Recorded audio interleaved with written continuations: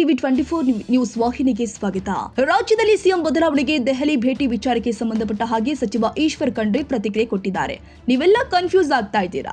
ರಾಜ್ಯಸಭೆ ಹಾಗೂ ವಿಧಾನ ಪರಿಷತ್ನ ಚುನಾವಣೆ ಇದೆ. ಈ ರಾಜ್ಯಸಭೆ ಹಾಗೂ ವಿಧಾನ ಪರಿಷತ್ನ ಚುನಾವಣೆ ಕುರಿತು ಚರ್ಚೆ ನಡೀತಾ ಇದೆ. ಹೀಗೆ ಬೇರೆ ಯಾವುದು ಚರ್ಚೆ ಇವತ್ತಿಗೆ ಅನಾವಶ್ಯಕ. ಸಿಎಂ ಹಾಗೂ ಡಿಸಿಎಂ ಅವರ ಜೊತೆ ಹೈಕಮಾಂಡ್ ಪ್ರತ್ಯೇಕ ಮೀಟಿಂಗ್ ಬಗ್ಗೆ ಮಾತನಾಡಿ, ನಾವು ಸ್ನೇಹಿತರಿದ್ದೀವಿ, ಎಲ್ಲೋ ಟೀ ಅಥವಾ ಊಟಕ್ಕೆ ಹೋಗ್ತೀವಿ, ಆಗ ಸೆಪರೇಟ್ ಆಗಿ ಮಾತನಾಡೋದ್ರಲ್ಲಿ ತಪ್ಪೇನಿದೆ. ಅದಕ್ಕೆ ತಪ್ಪು ಕಲ್ಪನೆಯನ್ನ ಮಾಡಿದ್ರೆ ನಿಮ್ಮ ಶಾಸಕರೇ ಬಹಿರಂಗವಾಗಿ ಹೇಳ್ತಿದ್ದಾರಲ್ಲ ಸರ್ ಅಂದಿದ್ದಕ್ಕೆ ನೀವು ಅವರನ್ನ ಕೇಳಿ ಎಂದಿದ್ದಾರೆ ಸಚಿವ ಈಶ್ವರ್ ಖಂಡ್ರೆ. ನಾನು ಸರ್ಕಾರದ ಒಂದು ಭಾಗವಾಗಿ ಹೇಳ್ತಿದ್ದೀನಿ, ಸರ್ಕಾರ ಬಹಳ ಗಟ್ಟಿಯಾಗಿದೆ, ಉತ್ತಮವಾದ ಕೆಲಸ ಮಾಡ್ತಿದ್ದೀವಿ, ಅಭಿವೃದ್ಧಿ ಹಾಗೂ ಪ್ರಗತಿಯ ಬಗ್ಗೆ ಕೇಳಿ, ಸಾಧನೆ ಮಾಡಿದ್ದೇವೆ ಅದರ ಬಗ್ಗೆ ಕೇಳಿದಾಗ ಸಿಎಂ ಬದಲಾವಣೆ ಆದ್ರೆ ಪರಮೇಶ್ವರ್ ಅವರನ್ನ ಸಿಎಂ ಮಾಡಲಿ ಎಂಬ ರಾಜಣ್ಣ ಹೇಳಿಕೆ ವಿಚಾರವಾಗಿ ಮಾತನಾಡಿ, ನೀವು ರಾಜಣ್ಣ ಅವರಿಗೆ ಕೇಳಿ ಎಂದಿದ್ದಾರೆ ಈಶ್ವರ್ ಖಂಡ್ರೆ. ನಾನು ಈಗಾಗಲೇ ಹೇಳಿದ್ದೇನೆ, ಈ ಚರ್ಚೆ ಅಪ್ರಸ್ತುತ ಮತ್ತು ಅನಾವಶ್ಯಕ ಅಂತ ಖಂಡ್ರೆ ಮಾಹಿತಿ ಕೊಟ್ಟಿದ್ದಾರೆ. ರಾಜ್ಯಸಭೆ ಚುನಾವಣೆ, ವಿಧಾನ ಪರಿಷತ್ತಿನ ಚುನಾವಣೆಗಾಗಿ ಚರ್ಚೆ ನಡೀತಾ ಇದೆ. ಬೇರೆ ಬೇರೆ ಎಲ್ಲ ಇವತ್ತು ಯಾವುದೂ ಚರ್ಚೆ ಅನವಶ್ಯಕ ಅನ್ನುವಂಥ ಮಾತನ್ನು ಹೇಳಿಕೆ ಬಯಸ್ತೇನೆ. ನೋಡಿ, ಕುತೂಹಲ ಎಲ್ರಿಗೂ ಇರ್ತದೆ. ಅದರಲ್ಲಿ ಏನಿದೆ, ನಾವು ಸ್ನೇಹಿತರಿದ್ದೀವಿ, ನಾವೆಲ್ಲೋ ಟೀಗೆ ಹೋಗ್ತೀವಿ, ಊಟಕ್ಕೆ ಹೋಗ್ತೀವಿ, ಸಪ್ರೇಟ್ ಮಾತಾಡ್ತೀವಿ, ಏನು ತಪ್ಪೇನಿದೆ ಅದರಲ್ಲಿ? ಅದಕ್ಕೆ ಏನಾದರೂ ಒಂದು ಮೋಟಿವ್ ಅಟ್ರಿಬ್ಯೂಟ್ ಮಾಡಿಬಿಟ್ರೆ ಅವ್ರು ಹೇಳಿದವ್ರಿಗೆ ಕೇಳ್ರಿ. ನಾನು ಹೇಳ್ತಾ ಇದ್ದೀನಿ, ಹೌದು, ನಮ್ಮ ಸರ್ಕಾರದ ಒಂದು ಭಾಗವಾಗಿ ನಾನು ಹೇಳ್ತಾ ಇದ್ದೀನಿ. ಸರ್ಕಾರ ಭಾಳ ಗಟ್ಟಿಯಾಗಿದೆ, ಇವತ್ತು ಉತ್ತಮವಾಗಿ ಕೆಲಸ ಮಾಡ್ತಾ ಇದ್ದೇವೆ. ಡೆವಲಪ್ಮೆಂಟ್ ಬಗ್ಗೆ ಕೇಳಿ, ಪ್ರಗತಿ ಬಗ್ಗೆ ಕೇಳಿ, ಏನು ಸಾಧನೆ ಮಾಡಿದ್ದೀವಿ ಅದ್ರ ಬಗ್ಗೆ ಕೇಳಿ. ರಾಜನ್ ಅವ್ರಿಗೆ ಕೇಳಿ. ನೀವು ನೋಡಿ, ನಾನು ಈಗಾಗಲೇ ಹೇಳಿದ್ದೇನೆ, ಈ ಚರ್ಚೆ ಅನವಶ್ಯಕ, ಅಪ್ರಸ್ತುತ. ಚರ್ಚೆ ಅಪ್ರಸ್ತುತ, ಅನವಶ್ಯಕ. ಸರ್ ಮಡೇನೂರ್ದು ಸರ್ ಒಂದ್ ನಿಮಿಷ ಹೇಳಿದ್ರಿ ಸರ್, ಝೀರೋ ಟಾಲರೆನ್ಸ್ ಅಂತ. ಸಕಲೇಶ್ಪುರದಲ್ಲಿ ಈ ಸೆಕ್ಷನ್ 4 ಇಶ್ಯೂ ತುಂಬ ಇದೆ ಸರ್. ಸೆಕ್ಷನ್ 4 ಇಶ್ಯೂ ಅಲ್ಲಿ ಸ್ವಲ್ಪ ನಾವೇನು ಫಾರೆಸ್ಟ್ ಸರ್ವೆ ಆಫೀಸರ್ ನೇಮಕ ಮಾಡಬೇಕು. ಕೆಲವೊಂದು ಕಡೆ ಅವರ ಸಿಬ್ಬಂದಿಯ ಕೊರತೆ ಇದೆ, ನೇಮಕಾತಿ ಮಾಡಬೇಕಾಗ್ತದೆ.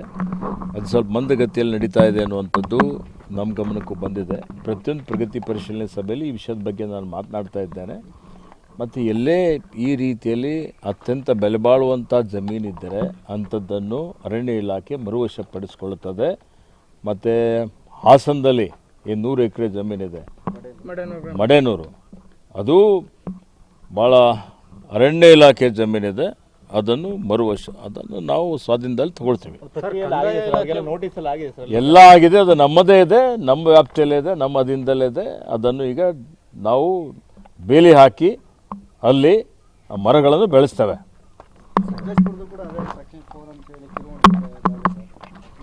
ಯಾವುದೇ ಇರ್ಬೋದು, ಇವೆಲ್ಲ ನೋಡಿ, ಕೆಲವೊಂದು ಉಚ್ಚ ನ್ಯಾಯಾಲಯದಲ್ಲಿ, ಸರ್ವೋಚ್ಚ ನ್ಯಾಯಾಲಯದಲ್ಲಿ ಕೆಲವೊಂದು ಪ್ರಕರಣಗಳು ನಡೀತಾ ಇದ್ದಾವೆ. ನಿಮಗೆಲ್ಲ ಹೇಳಬೇಕು ಅಂದರೆ, ಸುಮಾರು ನಾನು ಬಂದ ಮೇಲೆ, ಅರಣ್ಯ ಮಂತ್ರಿ ಆದಮೇಲೆ 50,000 ಕೋಟಿ ರೂಪಾಯಿ ಬೆಲೆ ಬಾಳುವಂಥ ಅರಣ್ಯ ಭೂಮಿ ಮರುವಶಪಡಿಸ್ಕೊಳ್ಳಿಕ್ಕೆ ನಾವು ಕ್ರಮ ತಗೊಂಡಿದ್ದೇವೆ. ಸೊ ಅದು ವಿವಿಧ ಹಂತದಲ್ಲಿ ಕೆಲವೊಂದು ಮರುವಶಪಡಿಸ್ಕೊಂಡಿದ್ದೇವೆ. ಕೆಲವೊಂದು ಭೂಮಿ ಈಗ 5,000 ಎಕರೆ ಲೀಸ್ ಲ್ಯಾಂಡ್ ಇದೆ.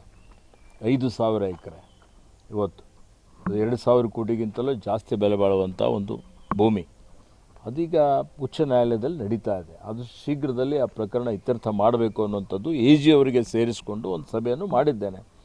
ಇದೇ ರೀತಿಯಲ್ಲಿ ಸುಮಾರು HMT ಕೇಸ್ ಇರ್ಬೋದು, ಇತರ ಅನೇಕ ಬ್ಯಾಂಗ್ಳೂರಿನಲ್ಲಿರುವಂಥದ್ದು, ಕೇಂದ್ರ ಸ್ಥಾನದಲ್ಲಿ ಅತ್ಯಂತ ಬೆಲೆ ಬಾಳುವಂಥ ಭೂಮಿಗಳಿದ್ದಾವೆ. ಅವೆಲ್ಲವನ್ನು ಮರುವಶಪಡಿಸ್ಕೊಳ್ಬೇಕು ಅಂತ ಹೇಳಿ ಪ್ರಯತ್ನ ಮಾಡ್ತಾ ಇದ್ದೇವೆ. ಉಚ್ಚ ನ್ಯಾಯಾಲಯದಲ್ಲಿ, ಸರ್ವೋಚ್ಚ ನ್ಯಾಯಾಲಯದಲ್ಲಿದೆ.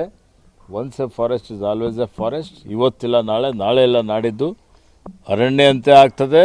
ಅರಣ್ಯ ಇಲಾಖೆ ಮರುವಶಪಡಿಸ್ಕೊಳ್ತದೆ.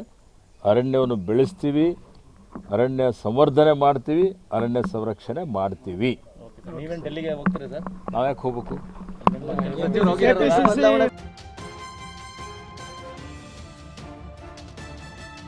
ಕನ್ನಡಿಗರ ಮೆಚ್ಚಿನ ನಿಮ್ಮ ಟಿವಿ 24 ಕನ್ನಡ ನ್ಯೂಸ್ ವಾಹಿನಿ ಇದೀಗ ಟಿವಿಯಲ್ಲಿ ಲಭ್ಯ. ಕರ್ನಾಟಕ ಮತ್ತು ದೇಶ ವಿದೇಶದ 360 ಡಿಗ್ರಿ ಸುದ್ದಿ ಹಾಗೂ ಉತ್ತರ ಕರ್ನಾಟಕ, ಬೆಳಗಾವಿ, ಬಾಗಲಕೋಟೆ, ಧಾರವಾಡ, ಹಾವೇರಿ, ಗದಗ, ಬಿಜಾಪುರ ಜಿಲ್ಲೆಯ ಕ್ಷಣ ಕ್ಷಣದ ವಿವರವನ್ನ ಪಡೆಯುವುದಕ್ಕೆ ಟಿವಿ 24 ಕನ್ನಡ ನ್ಯೂಸ್ ವಾಹಿನಿಯನ್ನ ಲೈಕ್ ಮಾಡಿ, ವಿಡಿಯೋಗಳನ್ನ ಶೇರ್ ಮಾಡಿ, ಕಮೆಂಟ್ ಮಾಡುವ ಮೂಲಕ ನಮ್ಮ ವಾಹಿನಿಗೆ ಸಹಕಾರ ನೀಡಿ ಮತ್ತು ಚಾನೆಲ್ ಅನ್ನ ಸಬ್ಸ್ಕ್ರೈಬ್ ಮಾಡಿ. Thank you.